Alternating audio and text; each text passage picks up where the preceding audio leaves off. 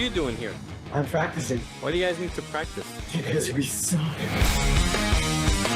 When we were teenagers, Montreal was the mecca of punk rock. My teacher at school recommended, like, you guys should start a band. We were like, yeah, we should be in a band together. Come on, Mystic, what's up? I'm just a kid. We made a demo, printed as many as we could, and then we FedExed them to the yellow pages of rock.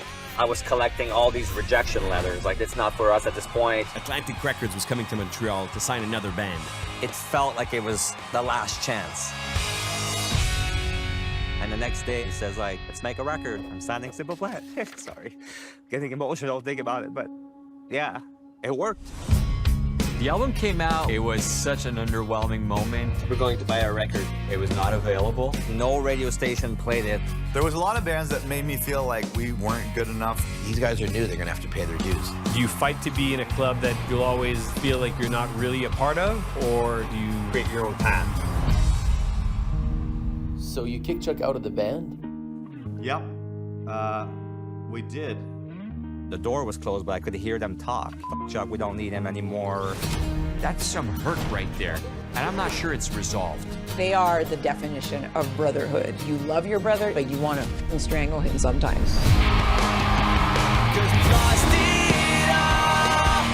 Simple Plan was one of the first bands that I felt like I could help out. It's 20 years later. Sometimes it feels like nothing's changed.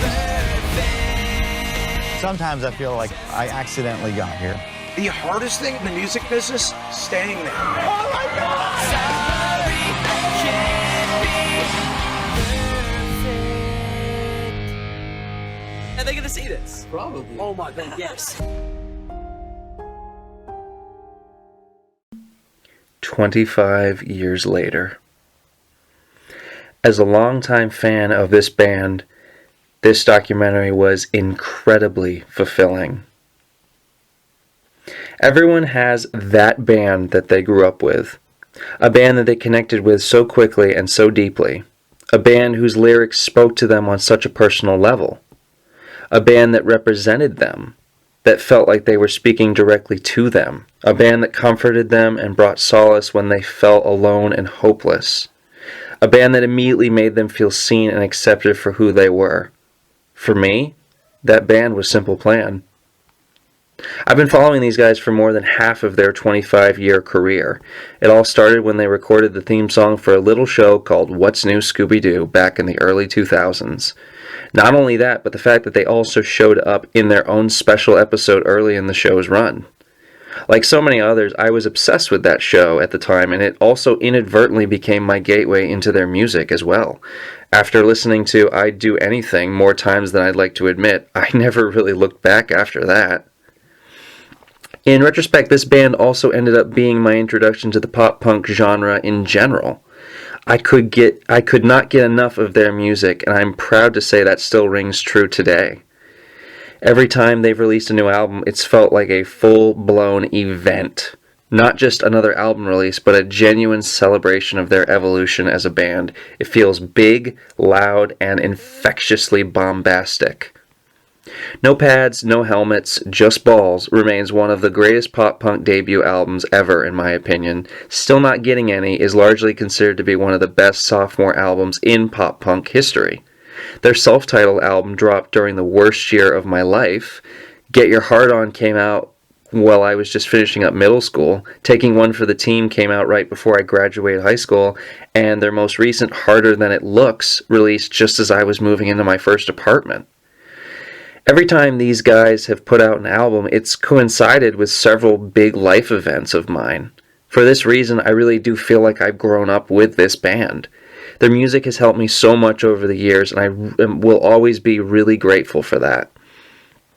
It was a very rewarding experience watching this documentary. There was so much about their story that I had no clue about. I didn't realize how many setbacks and struggles they had to endure along the way. I had no idea just how close Pierre and Chuck were and how difficult it was for them in the beginning of their career. I loved how honest and transparent this documentary was. They really didn't sugarcoat any part of their journey, and I found that to be very refreshing.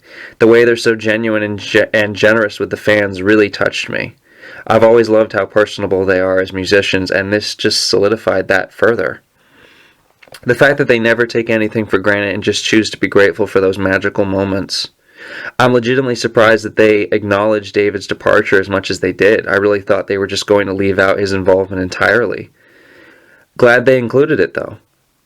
Really cool to see members of Sum 41, Good Charlotte, Blink-182, The Offspring, and the Queen herself, Avril Lavigne, pop up as well. This helped me understand their story more completely, and it made me appreciate the band even more than before.